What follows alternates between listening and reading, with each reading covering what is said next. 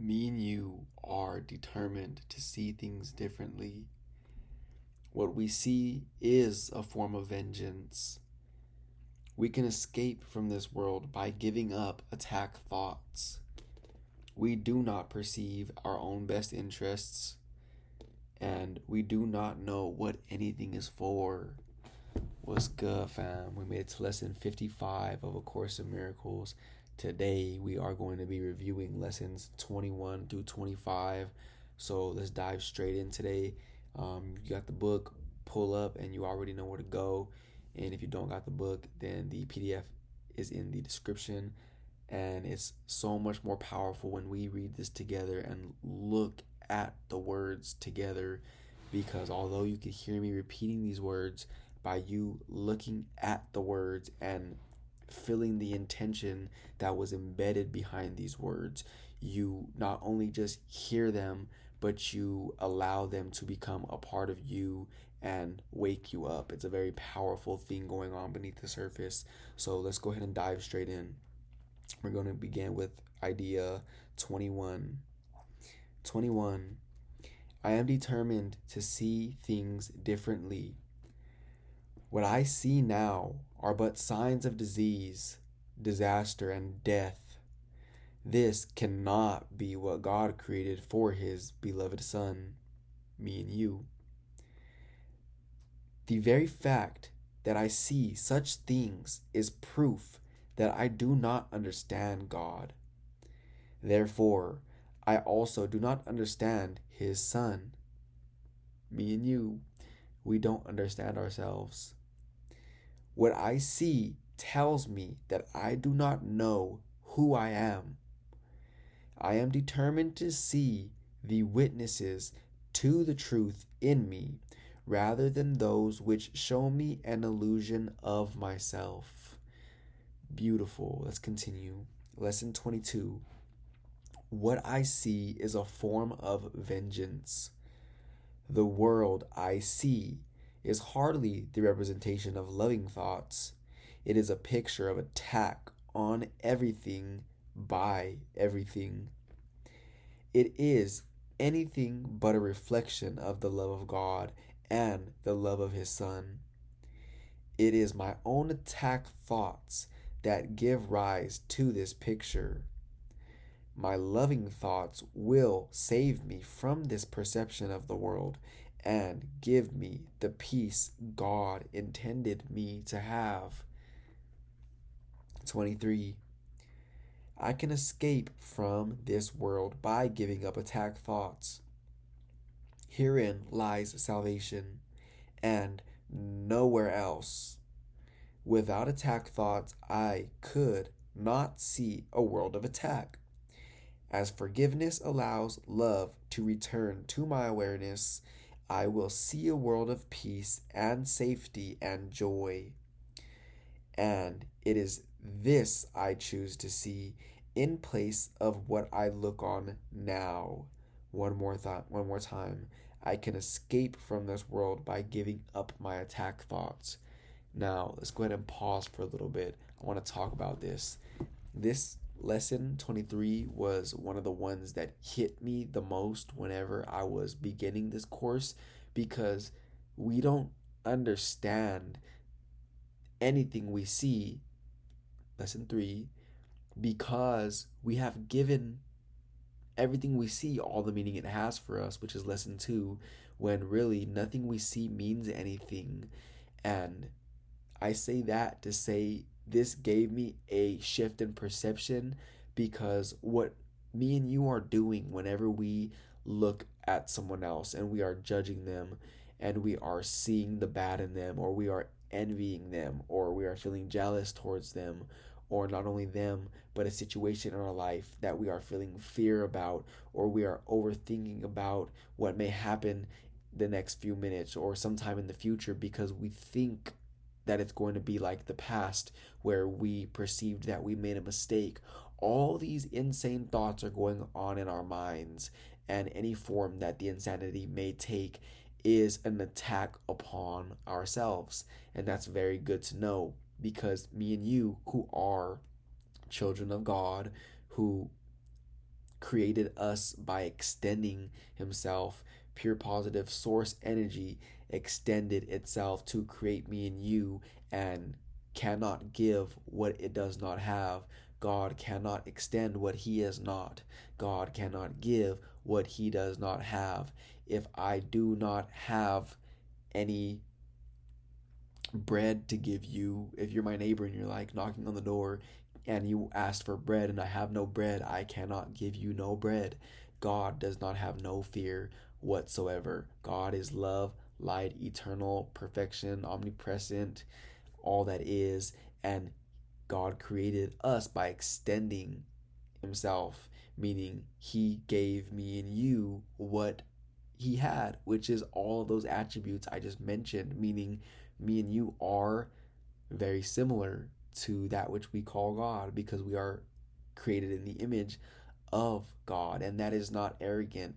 That is just truth. And anybody who doesn't perceive themselves at that level as perfection, as love, as light, as worth it, as eternal, as all those amazing attributes that we've just mentioned that we know God to be, if anyone doesn't perceive themselves as that because they believe that that is arrogant, or they believe that that is wrong to do so, they are actually the arrogant ones, because they have made an image of themselves that God did not create, that lessens them. So they feel like they're not enough.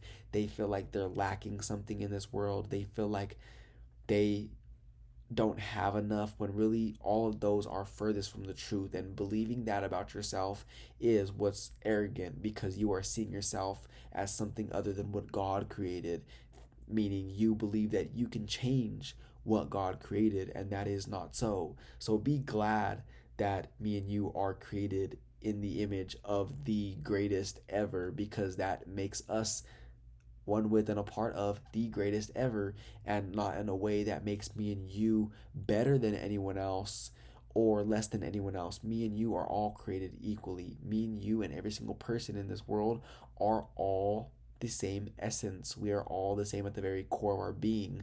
So whenever we see somebody who appears to have less than us in this world, that doesn't make us any better than them, because this world is meaningless, like we've talked about, meaning it is neutral. Nothing we see means anything.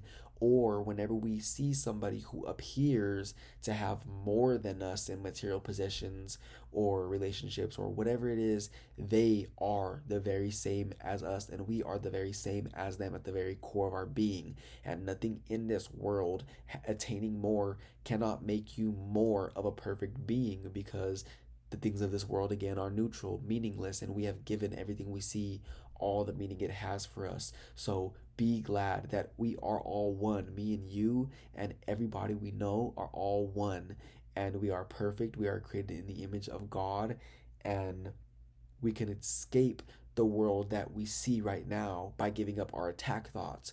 Now, I know that me and you just remembered and had a revelation just now, and we were just zapped back into reality. So that is where we are now. We are seeing the real world, where nothing can hurt us, can harm us. We are not lacking anything. We are perfect. We are one with and a part of all that is, all that has been, and all that will be.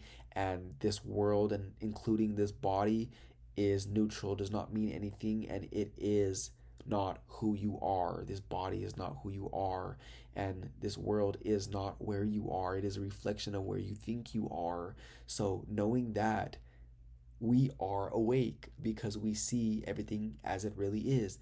But for the most time, me and you have grew up in a world of insane illusions that engender fear and worry and doubt and guilt and jealousy and envy, and we forgot that we were all the very same at the very core of our being, and we are perceiving just 180 degrees away from God. We have turned directly around and we're looking back there, and we're walking in that direction, going nowhere.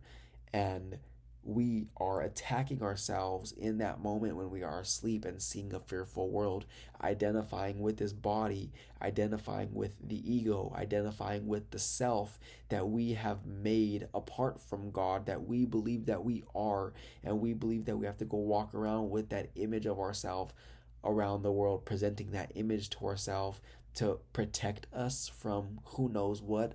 We don't know either, to keep us safe from who knows what we don't even know either, to whatever motives that we have with that image that we have created of ourselves that was made apart from God and without God. That is who we think we are, and we are in that world more often than not. And what me and you are here today doing is seeing the world as it truly is and understanding that we can give up that world just as easily as we made it. The only problem is that most of us don't know that we made it. We think that it is. We think that it exists. We think that that is the world that everyone sees when really it's not. Love is all that is. And whenever we perceive fear, it is only in our minds. Fear cannot be shared, but love can be shared because love is all that is. Whenever we are seeing a fearful world, we are simply hallucinating and we are attacking ourselves, because who me and you really are is love and light. That is who we are. That is whenever we feel whole, we feel love, we feel great, because our mind is whole, it is undivided, it is unified with itself. Every single part of you is unified. But whenever you attack yourself, you feel fear, and you attack yourself by wanting one thing but believing another. Whenever you know you are love, but whenever you feel like you're lacking something in this world, you feel worry, doubt, or fear, or whatever emotion may arise within you at that moment in time, because your mind is split. It is no longer unified, because although who you are is one with and a part of all that is, you are lacking nothing. And I mean that you are lacking nothing. Because you believe you're lacking something, you cause a separation within yourself, and now you are at war with yourself internally, and everyone is at war with themselves in some way, shape, or form in this world, because they see an insane world that they have made and they believe that it's real, and they forgot that they are love and light, and they are perceiving without God. They are perceiving away from the truth. They have turned exactly opposite, walking the other way, going nowhere, and they are literally tearing themselves apart internally, because they are simply going against their own will, which is enlightenment, which is love, which is being aware of who you are, which is God's will. Remember, our will is the same as God's will. We will what God wills for us, because we are one with and a part of God. And because any given moment in time we feel that fear exists, it is because we are perceiving fear. But the only reason why we could perceive something is because we believe that it is there.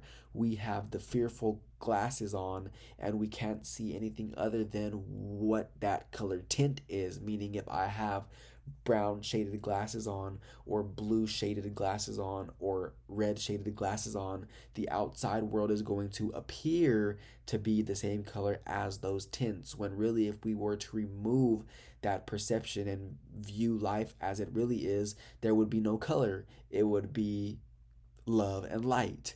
Now, I know that analogy we've used many times before, but it's a very great analogy, because that's what's happening at any given moment in time. Whenever we see red, we can be sure that we have red tints on, because red does not exist. It is only love and light. And whenever we see fear, we have the fearful glasses on.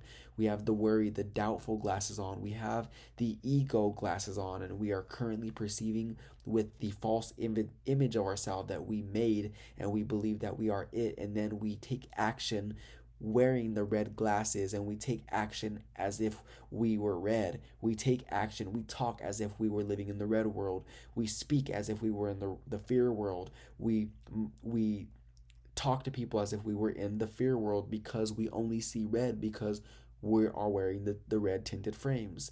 And we do all of these things unknowingly, by the way, which is why sometimes it's hard to believe for people or even ourselves everything that's being said right now, because it's going on at a level that is such beneath our awareness that we have no clue that it's happening. We believe that the world we live in is who knows what. We all think different things about it, but it's all false. It's just something that we made, and we could just as easily give up those attack thoughts because they are nothing.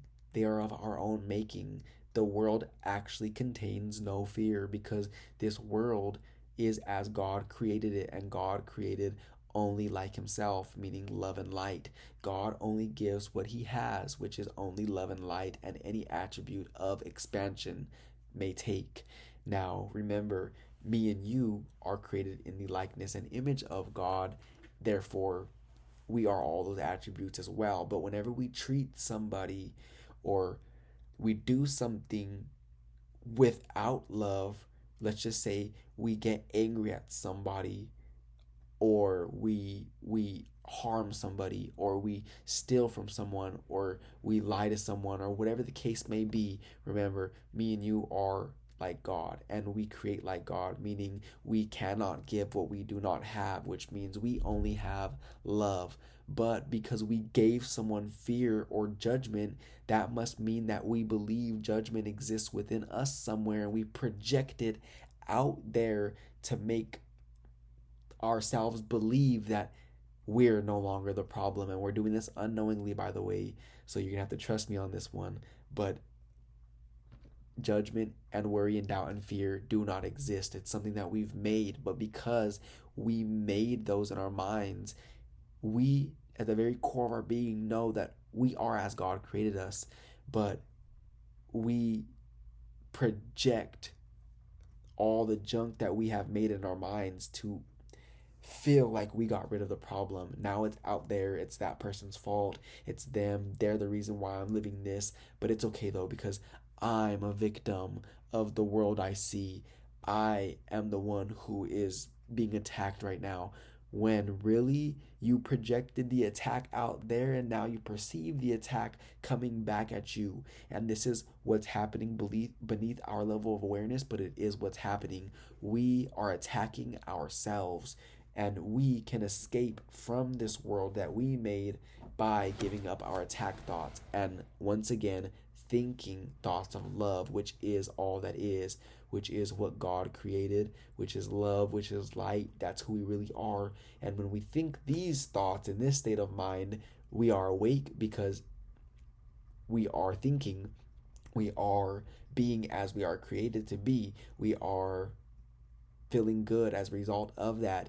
And whenever we are not feeling at our best, we are doing something to resist the fullness of who we are to flow through us. And that's a very great indicator to be aware of, is how do I feel right now? Do I feel great? Okay, I must be thinking alongside God. I must be thinking with pure positive source energy and seeing what I'm looking at right now in this moment in time. I must be seeing it in relation and at the same level as who I really am.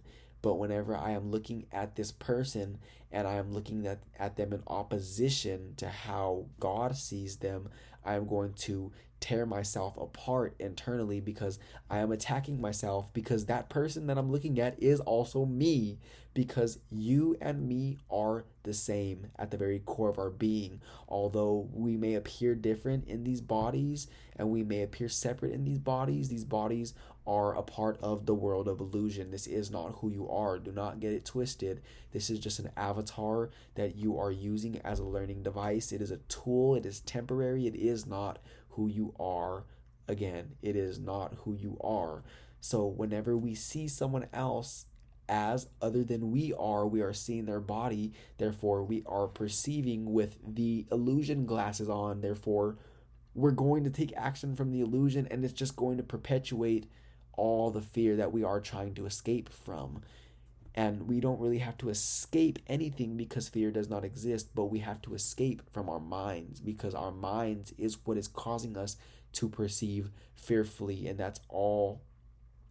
that it's ever been. It's always been us. We are attacking ourselves. Whenever you do something to someone else, you are doing it to yourself, because remember, you cannot give what you do not have. Meaning, if I show somebody love and compassion, that must mean that I have love to give, or else I wouldn't have been able to give that. And whenever I give judgment on somebody, or I embarrass them, or I do something that I wouldn't like to be done to me, I'm actually doing it to myself, because I treated another part of myself like that. Because whatever you do to someone else, you are doing to yourself, because they are you and you are them. And again, I know this may sound very conceptual, but I promise whenever you reach this level that we are at right now, it is 100% truth, because we are all unified, because we all come from the same source. We are all originated from the same place. So be very aware of the golden rule. Treat people how you would like to be treated. That's something that's a gem right there that we don't catch, because it's too simple that we just let it float across our minds, because we believe that truth has to be complex. And it's only that whenever we identify with the ego, we believe truth has to be complex and it has to sound very intricate, when really it's simple. Treat others the way you would like to be treated. The expanded golden rule: think about others how you would like to be thought about. Speak about others how you would like others to speak about you, because what you are doing to them, you are also doing to yourself. What you think about other people, you are really thinking about yourself, because if you are thinking about somebody with judgment, you are the one who has the judgment, because if you didn't have the judgment internally, you wouldn't be able to project it, because there would be nothing to project. It's very simple. And we have a harder time seeing all of these errors within us. We have a harder time seeing it within us than we do seeing it in someone else. So today, be very aware of how other people react and respond to other people in this world today. Just kind of sit back and observe and see other people are projecting all their worry and doubt and fear on other people. And let's just say person A, they're projecting worry, doubt, and fear on person B.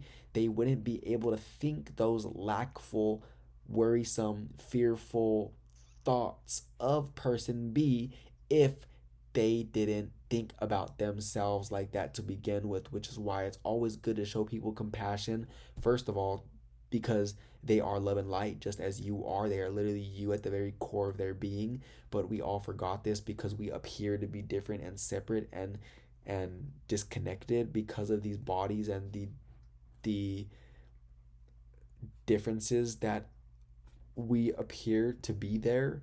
These bodies again are not who we are. And when the quicker we could come to that realization, the faster it will get you to this state of enlightenment, because you will understand that all your problems are body oriented. They are oriented with money, with relationships, with products, with things of this world. But whenever you understand that you are not of this world, you are only operating in it as this body, then you understand that there's nothing to fear, and there is nothing that can ever push your buttons unless you allow it to. If something is able to trigger you, that must mean that something within you is able to be triggered. I know that sounds like a tongue twister or whatever, but it's very true.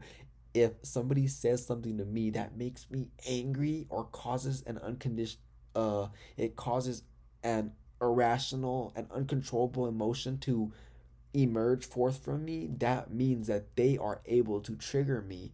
But remember, they can't do nothing to me that I haven't done to myself first, meaning I must have been thinking the same thing about myself, because if they said it and I had no charged emotion and energy towards what they said to me, it wouldn't trigger me. Therefore, they're not the problem, and I should actually be thanking them, because although it appears that they did something to me that hurt my ego, they are actually doing me a favor, because they are showing me what exists within me that I have made in my mind that is causing me from not expressing the fullness of who I am, which is love and light and an extension of the greatest creator ever.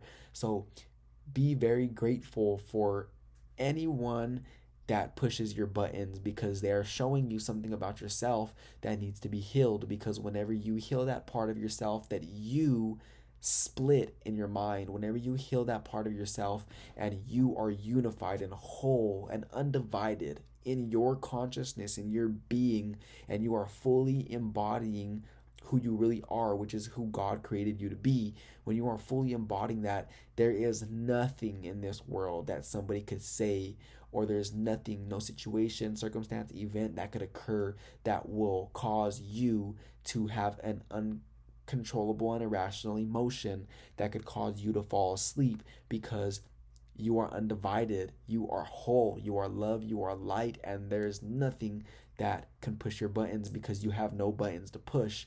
So we're going to continue, but just understand that it is always us. It is always us. And whenever you remove all the blocks to love that you made and you believe that are there, when you see them for what they really are, which is just dark shadows in your mind that you made, they're illusions, and they're your sense of separation from the rest of the world, when you remove that and you know that it's not really there and it's only your making, then you shine the light on it without fear, because you know that there's nothing in the fear. It's only whenever the light shines on us, whenever we're in dreams, that we interpret it as fearful.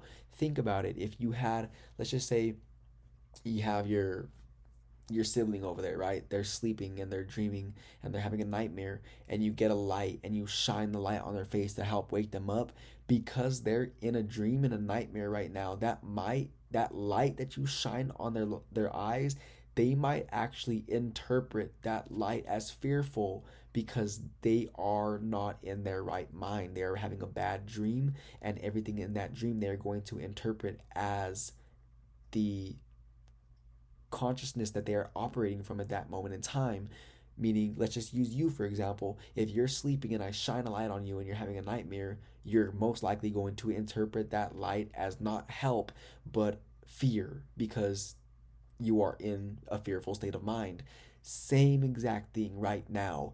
This love and light that I am presenting right now, that the course is presenting me and you, the love and light that this course is shining on us right now, the love and light that exists all around us is shining on us all the time, but we misinterpret that light. We are afraid of the light to shine on those dark cornerstones of our thought system, because we are afraid to look at it, because we don't know that we made it. We think that that is a flaw within a child of God. We think that that is an error within the Son of God, and we don't want to perceive that. So we project it out there on the world, so that way we feel like we got rid of it. But now we see a fearful world, when really God did not create a fearful world, first of all, and second of all, God created you perfect and as he is. If you were imperfect, that would mean that a part of God is at war with himself. And do you really believe that God would or is capable of doing such a thing? Not at all, because God is love and light. Whatever you would like to call God, remember, what we call God does not affect what that powerful energy really is. And if somebody feels negative connotation about the word God, that is their own image that they have made in their mind that is causing them to feel that way. Because remember, nothing should be able to push your buttons. No words, no phrases, no nothing. You are whole and undivided, and the only person who can divide this beautiful mind of yours is you. And we do it unknowingly, but just be aware that it's always you doing it to yourself. If you were not perfect, God would be at war with himself, which cannot be. That is not possible. That is impossible. That's an insane illusion. And because you are as God created you, and because we can't perceive that at any moment in time, we may perceive this light as fear, because we are scared to see what we have made. But when we look at it for what it really is, which is our making, and we made it apart from God. Therefore, it does not really exist. We can let it go and release it and clear up all those cobwebs in our mind and shine light on every single part of our consciousness and return to love. Let's continue. 24. I do not perceive my own best interests. How could I recognize my own best interests whenever I do not know who I am? What I think are my best interests would merely bind me closer to the world of illusions. I am willing to follow the guide God has given me to find out what my own best interests are, recognizing that I cannot perceive them by myself. Me and you do not perceive our own best interests. One moment. I just had to pull these out because this is going to help us see what's really going on here, okay? So let's just say I have the the tinted the tinted shades on, right now, and I'm going to show you too. This is what I see. Do you see how everything's darker and it's tinted? That's what I see right now. Now, because I have these on, everywhere I look, I see this tint. Everywhere I look, although that's not what is really happening right now, if you look at me and everything that you see right now, this is what's really happening. If I were to put these right here, you may think you see what's happening, but this is only your perception and you're not really perceiving the light that exists. Now we're going to take me for as an example. I am seeing through my own perspective, and we are going to pretend that I am identified with the ego right now. We are going to pretend that I am in a state of worry, doubt, or fear, and I may not even know it, but I just got done having a conversation with somebody, and I left, and now I go back in my thoughts. Oh, did I say the right thing? Should I have said this? Should I have done this differently? What do you think? What are they thinking of me? I don't know what to do, this and that. Those insane thoughts are not really going on. It's only my perception that causes me to think of all those illusions, causing me to feel like I'm not good enough, and it's because I am perceiving a fearful world. Now remember, lesson 24, I do not perceive my own best interests. While I'm in fear and I'm perceiving the world from this frequency, when I'm perceiving the world from this band of energy, when I'm perceiving the world from this state of mind, when I'm perceiving the world from fear or worry or doubt, I am going to see nothing other than where I am, which is the brown shades. I'm going to see nothing other than what lies on that frequency, meaning if I am on station 100.9 FM, I am not going to hear anything other than what's playing on 100.9 FM. And if I am on 97.3 FM, I'm not going to hear anything that's playing on any other station other than that station. If I am in worry, doubt, and fear, I'm not going to hear anything other than what is playing on that station, which is worry, doubt, and fear. I am going to perceive the world that I identify with, that I think I am in. If I am wearing the brown shades you've seen, that's all you could see. I only see a tinted world. But the problem is that I don't know I'm asleep right now. So I think that what I see is real. Now, if I was with the ego, I would be telling you my perspective, telling you things that I experienced today as if they were really real. I'd be like, yo, this person just did this to me. This just happened today. Like, I'd be pissed, or I'd be going through whatever illusion that I'm going through, and I'm telling you about my perception when really you can't see my perception. Although depending on where you are, you may be able to relate with me, but because you're woke right now, you see that I'm going insane because I am perceiving a fearful world, but it's only my perception that is causing me to perceive that way. Now, what happens is that we do not perceive our own best interests while we are identified with the ego, while we are asleep, while we are identified with that self that we made apart from God, that we put up as a mask to present to the world that makes us feel safe and secure. That false sense of who we are is what most people are perceiving from. Now, what happens is whenever we perceive from that state of mind, we perceive only that frequency band. We only perceive from 100.9 FM. We can't hear nothing else. Therefore, all the answers that we think we're looking for are on that station that we are trying to get out of. If we are on 100.9 FM and we want to get out of that station and we want to stop feeling the fear, we can't hear anything other than what's playing on that station. So we think that we're going to find our answer by being on that station. But remember, we do not know what's in our own best interest, although we think we do. So because I have the brown tints on, I am looking and I think this is what I need to do. I need to do this. I need to text this person. I need to make this phone call. I need to do this. I need to go take this action. I'm thinking of all these things in my mind on what to do in order to improve my state of mind or improve my the life that I'm living in whatever way in order to release me from the fear that I'm feeling. But I do not perceive my own best interest because all I see is where I am at. All I see is what I perceive, meaning I do not perceive my own best interest, and right now I need a miracle. I need somebody who is on a higher state of mind than me. I need the Holy Spirit to guide me. I need God's guidance, but I can't hear God's voice right now because I have the tints on. I am in fear, and because I am in fear with all these barriers up toward love, I cannot be receptive to pure positive love. Therefore, I need a miracle. Literally, what a miracle is a healed perception, a return to love. It's a miracle is something that occurs in this physical world that allows you to perceive truthfully again. So what the Holy Spirit does so geniusly is the Holy Spirit is that part of you that is whole and undivided and uses all of the things in this world you think you understand to show you how much you really don't understand them.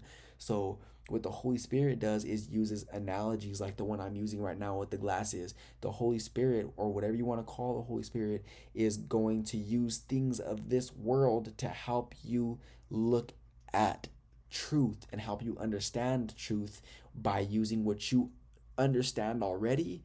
It's going to take what you understand already and help you look at truth. That's what I'm doing right now with you. Although you already most likely understand what we're discussing, I'm just using you as an example. But if I were to teach somebody who was asleep, let's just say I was teaching them, they were asleep, well, I'm pretty sure they understand how glasses work in this world. So I would use glasses in this world, something they understand, to help them understand that they're wearing glasses right now and they're not even aware of it. And whenever they remove the glasses, then they can see the world that God created. And now I could see clearly whenever I have the tints on and I'm identified with this body and I think this world is dense and set in stone and unsafe. I am looking for answers that I am unable to see at that moment in time. And I need somebody, again, who is on a higher dimension than me, meaning on a higher frequency, on a higher state of mind, in a higher consciousness level, who could see my illusions for what they are, which is nothing, and help guide me out of this fearful world that I see. Whenever I think that I see my own best interest and I need to go do this thing that I think is going to help me, it's really not going to help me because I took action from this state of mind and I'm not going to yield me any results other than the state of mind that I took the action from. Meaning if I take action from 100.9 FM, I am going to receive results on 100.9 FM because I'm going in a hamster wheel. But whenever I ask for guidance from a higher power, which does exist, which is who you really are, whenever you ask for help, whenever you ask for guidance and you understand that you are in a state of mind that you cannot get out of alone and you ask for that guidance, it will be presented to you in a way that you can understand by using things of this world that will help you understand how much you really don't understand. And this is why me and you don't perceive our own best interests. So next time you're asleep and you know you're asleep by the way you feel, you don't feel so good. Next time you're asleep and you think that you need to do this in order to feel good enough or in order to make this thing happen, just pause and stop for a little bit and understand and say to yourself, you know what? I think that this is in my own best interest, but right now, because I think that I need to do something in order to become good enough or to make something happen, I am clearly not in my right state of mind, because I would know if I was in my right state of mind, because I would feel outrageous joy, which is what I'm not feeling right now. Therefore, I know I'm asleep. I know that I need guidance right now, and I'm going to ask for guidance because I understand I only see this tiny little piece of radar screen, and all the answers that I could possibly think of right now to do are on this tiny little screen, and this is going to keep me where I'm at right now, when there's a whole broadened perspective of infinite possibilities out there that I can't even possibly think of or conceive or imagine. I am going to ask somebody who can see all those possibilities for me, and I'm going to ask God, God, I need your help. I need your guidance. I need you to help me, Holy Spirit, make this decision, because I am unaware of what decision to make, and I don't know what's in my own best interest. Which way do I go? Who do I say what to? What do I say? How do I say it? Etc., etc. And by asking for that higher power, you will receive, because now you are open to receiving guidance. What happens most of the time is that whenever me and you are in a state of mind where we think we know what's in our own best interest, and we think that this decision is the best decision that's going to play out in the best way possible, we therefore decide. And if you activate and illuminate the word decide, it basically means that side means to cut off. You are cutting off all other possibilities, and you are choosing, and that's another good word to activate and illuminate, meaning just look up the etymology of that word and find out its original intention. Whenever you decide on something, you are choosing this option, and you are cutting off all other possibilities. That's what's happening when me and you think we see what's in our own best interest. We are choosing this option that we don't even know, because we don't know what's in our own best interest. We are blind to the truth in that moment. We are choosing this option because we think that it's going to get us to where we want to be, and we are cutting off all other possibilities, including guidance from outside of us, from God, including guidance from the Holy Spirit, or including guidance from God that is going to come in the form of a person or an event or a situation. God works through people. God works through people. God works through me. God works through you. And whenever you allow yourself to be a conduit of that love, and whenever you allow yourself to be receptive to that love, one, you will receive all the guidance you need to guide other people. You will receive everything you need in this world effortlessly, and God will use you, and He will work through you to help wake other people up. That is what's going on here. God answers people's prayers through other people. And whenever you decide on a decision, you don't allow yourself to be receptive to the guidance that's coming to you 24/7 being sent your way. But whenever you release the need to be right, and you accept that right now in this moment I don't perceive what's in my own best interest, now guidance is able to come, and finally you will receive a miracle, because you are open to another possibility, and that possibility can now then play out in your world. It can now show itself to you because you are open to it. If you are not open to another possibility, it will not present itself. 25. I do not know what anything is for. To me, the purpose of everything is to prove that my illusions about myself are real. One more time. And really read these words if you have the book up right now. Like, absorb them, highlight what was just said, or highlight it on the PDF if you're on the PDF right now, or if you're doing neither and you're just listening to me read this, remember this statement. To me, meaning to me, the self that I made apart from God, that I am currently identified with right now, this body, to me, the purpose of everything is to prove that my illusions about myself are real. It is for this purpose that I attempt to use everyone and everything. We, me and you, while we are asleep, identified with the body, the ego that we have made for ourselves, are attempting to take action and use people and use things to help us reinforce the belief that our feels are real, because we want to justify them to make them feel real, when you cannot justify what is not true. What God did not create does not exist, and no matter how hard we try to make the unreal real, we will fail. We will not succeed, because that is not God's will, and that is not your will. No matter how much you think, or how much I think while I'm asleep, I want this illusion to be real, so I'm going to justify it. If I were in my real mind, I would understand that that is not my will. I'm simply asleep in that moment. It is for this purpose that I attempt to use everyone and everything. It is for this that I believe the world is for. Therefore, I do not recognize its real purpose.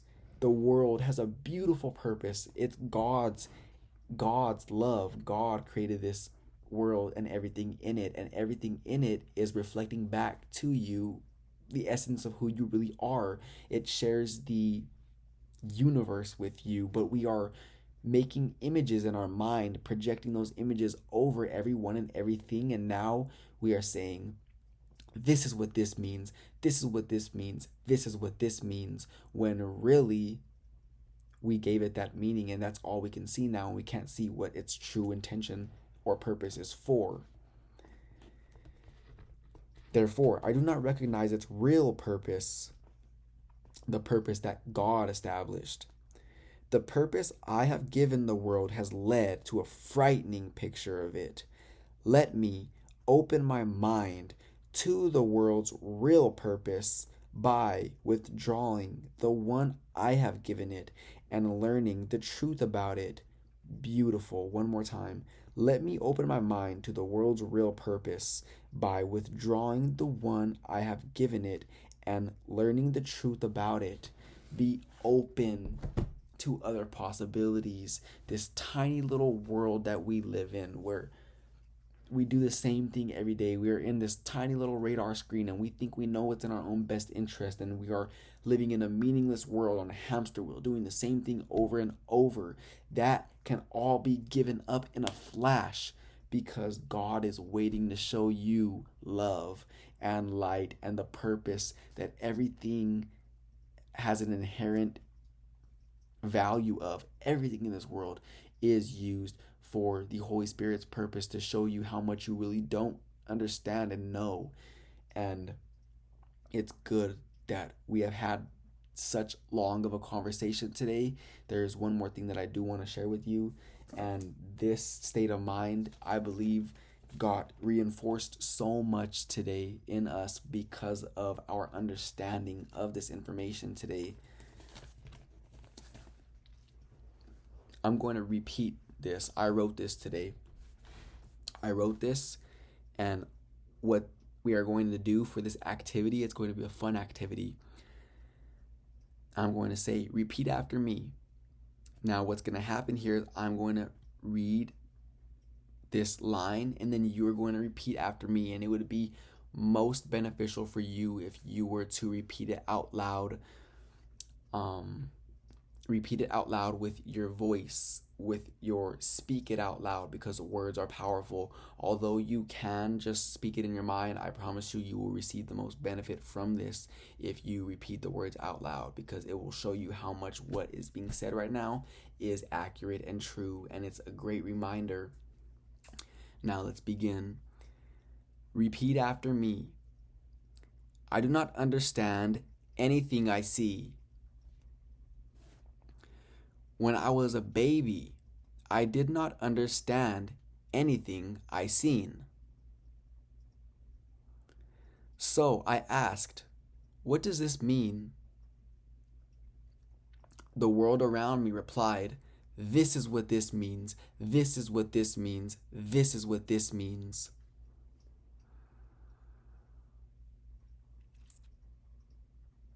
I then repeated, this is what this means, this is what this means, this is what this means. I have given everything I see all the meaning that it has for me. This includes, but is not limited to, people, places, things, situations, circumstances, events, money, relationships, health, and what I think about myself. I have given all of these things all the meaning they have for me. Because I have given everything I see all the meaning it has for me, that must mean nothing I see means anything. Therefore, I might think I see a dangerous world, a lackful world, or a precious world, when really I see a meaningless world. But God did not create a meaningless world. And what God did not create cannot exist. A meaningless world engenders fear. God is love. God creates like himself and does so through extension. God cannot extend what he is not. He cannot give what he does not have. God extended himself to create me, which must mean I am love. What God creates is eternal and changeless, which must mean I am, always have been, and will forever be as God created me. Up until now, I have forgotten this truth. And I haven't finished writing what's going to come next, but I hope that you repeated those thoughts with me because they are very powerful. Whenever we repeat these lessons to ourselves, which is what we've been doing for the past 55 days, whenever we repeat these ideas to ourselves, we see the truth behind them. We begin to structure this highway in our mind of neural pathways linking together. Every single day we've been doing these lessons, we create more and more and more neural pathways, more structures, more cement being poured on this road that we are driving on. Me and you have been driving that way for our whole lives. That way meaning we've been driving the world of fear. But up until now, for the past 55 days, we've been here together, willing to understand who we really are, what we are, and the power that lies within us as us, and wake up because we are no longer willing to see this fearful world that we made for ourselves. Ever since that first lesson we have done, we have poured cement and granite and beautiful stone that cannot be broken and cannot be demolished by anything that this world throws its way. We have created the foundation of this beautiful highway that we've created in our minds, and every single day me and you have been driving up that highway. We have been driving up that highway. We have been driving up that highway. And whenever we get to the top of the highway at the end of these videos, we stay there for however long we stay there, and then I'm pretty sure that we'll drive back down and we'll go back the other way. But remember, as we drive more and more and more this way towards truth, the road that we have built in opposition to truth begins to demolish. It begins to fall apart because it was built on a foundation that is not sturdy, because it is not real. It has no substance, it has no form. It is simply an illusion. A feather cannot even be held up by the illusions that me and you make. So every single day we have been driving this way, causing this old thought pattern that we have been thinking to become obsolete, therefore wither away and die due to its lack of attention, because everything withers away and dies due to its lack of attention. If I were to tell you right now, don't think of an elephant, what are you thinking of? An elephant, because I just activated an elephant in your mind. So no matter how much we talk about don't think of an elephant, you're thinking of elephant. How am I supposed to not think about that thing that I'm thinking about? You can't not think about what the thing you're trying not to think about, because you're thinking about it.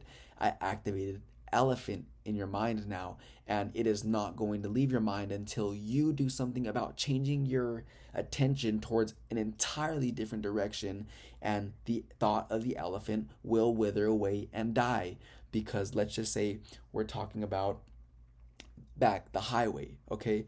We're building a highway this way. We activate the highway. We're going out to lunch and we're going to go eat something. We're thinking about what we're going to do today, how great of a day we're going to be having, or whatever it is we're thinking about. Do you see how we changed the attention from this subject that we activated? And the elephant is no longer activated. The whole reason why I mentioned that is because whatever you are giving your attention to is what is activated, and due to law of attraction, if you will, or due to the law of cause and effect, which is really the same exact thing. Whatever we call it is irrelevant. It's happening. It is causing this thought to be bigger and bigger and bigger. The longer we stay on the subject of truth, the more our mind begins to build off of it, and more similar like-minded thoughts become to flow. If you ever look at the beginning of these videos, they begin very slow pace because we have not activated truth for that long of a period of time. But as we begin talking more and more and more about it, more thoughts on that frequency begin to become available to me to translate into words that me and you can understand and perceive, because we've activated this frequency. So because you and me are here activating the frequency, I can now tap into the thoughts me and you have co-created together, thanks to law of attraction causing our thoughts about this subject to become more expansive. I pick one and I repeat it out, and it will manifest in the form of words that we can interpret and understand intellectually to help us regain our knowingness of truth. That's how everything in this world works, and that's what I want most for me and you both to remember today before we conclude today's lesson, is that whatever we are thinking of, whether it's what we want or what we don't want, whether it's what we desire or the lack of what we desire, we are activating that frequency. So let's just say you want a new vehicle. Well, if you're focused on the vehicle that you have right now that is not getting you from point A to point B, or it is not even there, if we're thinking about the lack of it, we're activating the lack of it, and more thoughts are going to become made available to us of the lack of it, and why we can't have that, and why we are not worthy of having that. And all those insane illusions are becoming more and more and more due to our attention of it, and the attainment of it is withering away and dying because of our lack of attention to it.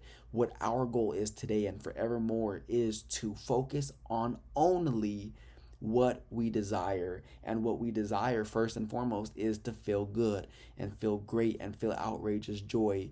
because when we feel that emotion, we know that we are giving our thought to truth, because happiness is our function. When we are happy, we are functioning properly. When we are not happy, we are malfunctioning. And whenever we focus on subjects that make us feel good, we want to continue to activate those subjects, whatever it may be. Even though you feel like it's irrelevant and you have more important things to do, nothing is more important than you being awake in this world, because whenever you're awake, you're perceiving clearly, and now you can finally take action on the opportunities that are around you all day, every day, presenting themselves to you, but you're unable to see because you are on a level that is not able to see. You have the brown shades on and you can't perceive anything other than brown. So the opportunities are flowing your way all day, every day. And due to your attention on the brown means your lack of attention to what is wanted. Therefore, it's going right past you because you can't perceive it.